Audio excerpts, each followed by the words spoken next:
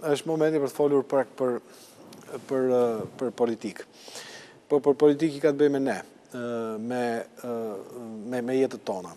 Sepse nëse ju kujtohet, përpara disa ditësh në një koment shkurtër që kemi bërë këtu në studio, kemi thënë që lajmi i koronavirusit është lajmi i vjetër. Lajmi i ri është si vazhdon jeta tani mbas koronavirusit. Dhe një nga gjërat thelbësore të një demokracie, të jetës sonë është liria. Me gjitha liria lëvizjes. Sot në Bruxelles, kuptohet me videokonferenca, me gjërat se natyre, mund të merret një vendim se për sa kohë do të rinë të mbyllur pikërisht kufijt e Europës. Flasim fillimisht për kufijt e brendshëm, por dje kryetare e Komisionit Evropian von der Leyen ka folur edhe për kufijt e jashtëm. Ka thënë që duhet të hapim patjetër kufijt e jashtëm dhe në vend të parë të vendeve që duhet futen në Europë, pra që të fillojnë shkëmbimi i madrave njerëzve të tjera, janë vendet e Ballkanit, pra është edhe Shqipëria.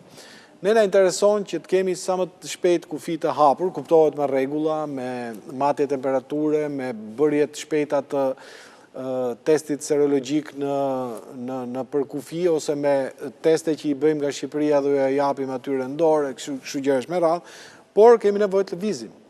Prandaj, unë do të lidhem tani me Risa Zykrajn, me gazetaren tonë në Bruxelles, për të mësuar a ka gjasa që Europa të vazhdojë në morsën e mos lëvizjes. Presidenti Macron shkon deri atje, ta mbajmë të mbyllur deri në shtator. Kjo do ishte një gjë shumë e vështirë për ne, do ishte një gjë e tmerrshme. Nuk e di nëse e ka, Erisa jemi bashkë.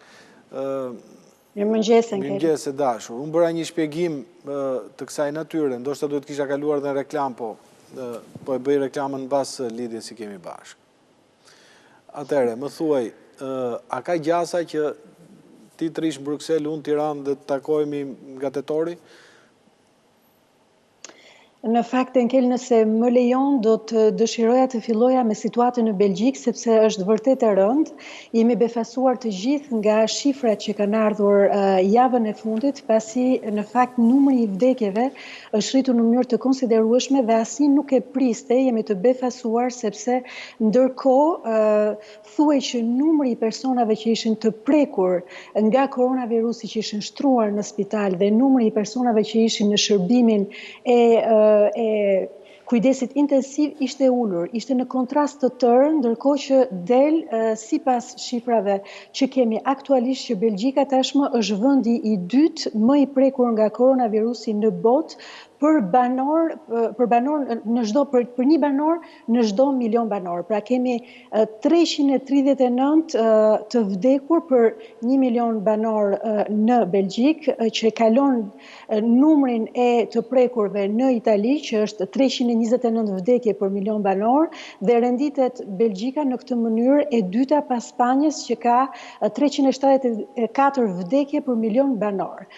Sipas llogaritjeve, në mënyrë absolute, Belgjika qëndron larg këtyre vendeve, sepse ne kemi Italinë tashmë që shënon rreth 20.000 vdekje për shkak të koronavirusit, kemi të tjera vende si Franca që shënojnë 14.000 vdekje për shkak të koronavirusit, apo Shtetet e Bashkuara të Amerikës që shënojnë mbi 22.000 vdekje për shkak të koronavirusit. Dhe jemi habitur të gjithë në Belgjik, sepse në fakt ka disa shkaqe sipas medjave belge dhe sipas mjekëve në Belgjik që kanë çuar në këtë numër të madh të vdekjeve, pavarësisht se siç thash është në kontrast me numrin e personave që kanë shkuar në spital dhe që janë në shërbimin e kujdesit intensiv, i cili ky është ulur.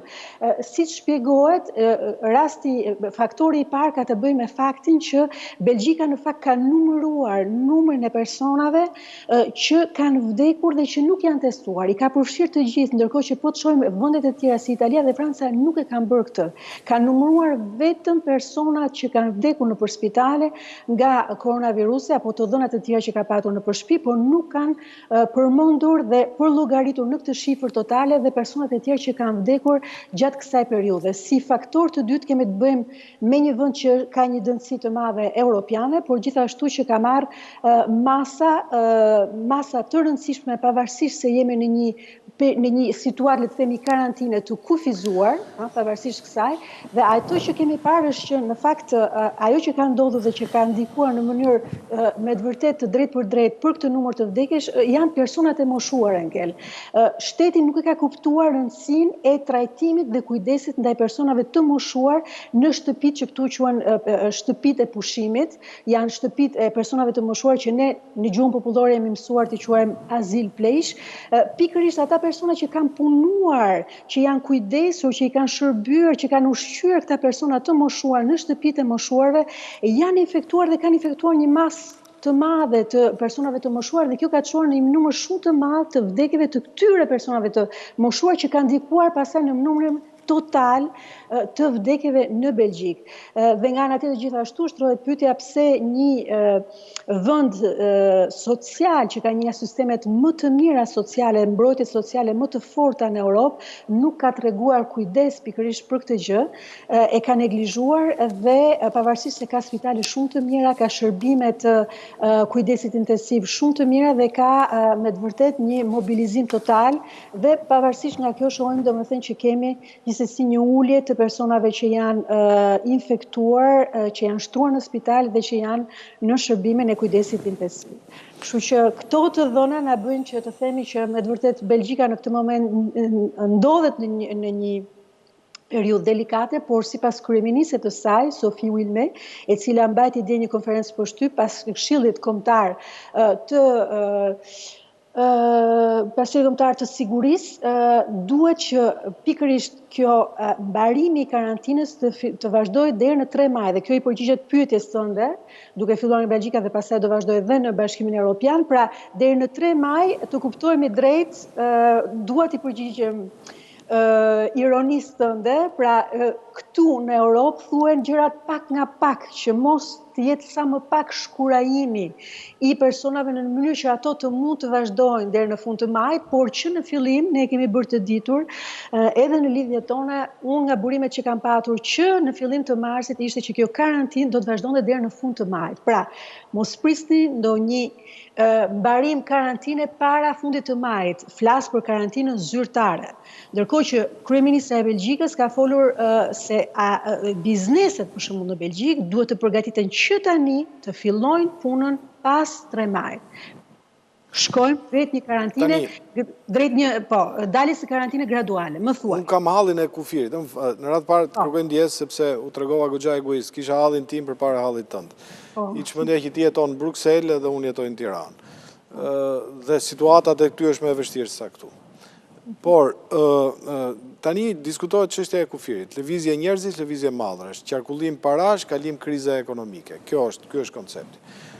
Zonja von der Leyen dje dha sinjale pozitive. Pra nuk është se na e çoi si zoti Macron që thotë deri në shtator të rrim kështu siç jemi. Sepse nuk është vetëm hall turizmi kjo punë.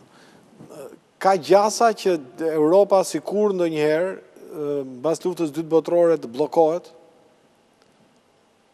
Jo, nuk jemi në këtë stad, edhe sinjalet që erdhën dje nga Komisioni Evropian, nga konferenca e shtypit të presidentes Ursula von der Leyen, po edhe nga presidenti i Këshillit Evropian, Charles Michel, ishin pikërisht që ne do të shkojmë drejt një daljes së karantinës, por kjo dalje do bëhet në mënyrë graduale, prandaj përmenda edhe shembullin e Belgjikës. Do fillojnë një ndërmarrje që kanë absolutisht të nevojshme të fillojnë punën, për shembull është anoncuar në Belgjik edhe shërbimi i kopshtarisë që mund të fillojë që tani, por eventet e mëdha, siç janë për shembull aktivitetet sportive, aktivitetet kulturore, etj që mbledhin me mira njerëz, këto do të ndalohen deri në fund të korrikut dhe deri në fund të gushtit. Këto janë absolutisht të ndaluara deri tani. Për udhëtimin, informacionet që kemi dhe ne kemi dhënë dhe në ABC News kanë të bëjnë me një shtyre deri në 15 maj, Enkel. Pra, ne kishim një kufizim të udhëtimeve jo esenciale deri në datën 30 prill, Kjo u shty deri në 15 maj dhe deri tani nga institucionet europiane ne nuk kemi një udhëzim të qartë se çfarë do të bëhet pas 15 maj. Sigurisht mund të shtyhet deri në fund të majit, unë thash që deri në fund të majit mos prisni ndonjë udhëzim të jashtëzakonshëm që do hapen kufit, por nuk kemi asnjë lloj treguesi që thotë që ne do qëndrojmë në karantinë deri në shtator. Këtë nuk e kemi. Ndoshta do të ketë një lëvizje të kufizuar, ndoshta do të shohim për cilët do të ketë lëvizje, por jemi drejt kësaj, drejt një mbarimi karantinet graduale, sipas von der Leyen. E qartë.